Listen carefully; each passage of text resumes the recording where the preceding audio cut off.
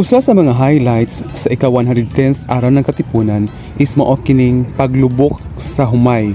Kini gisalmutan sa mga nagkalain-laing barangay sa Municipality of Katipunan. Aron malubok ang humay, nagkinahanglan kini og isa ka paris o duha ka tawo.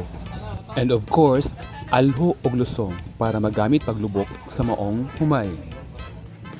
Kini nga aktibidad usa na ka tradisyon nga namana nato sa atong mga katigulangan sukad pa sa una.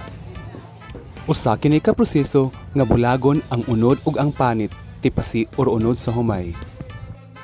Aron makumpleto ang proseso, ang nilubok nga humay ibutang sa nigo tapos kislan og taphan. Ang mugulang mananaog, first, second, third makadawat og salaping cash.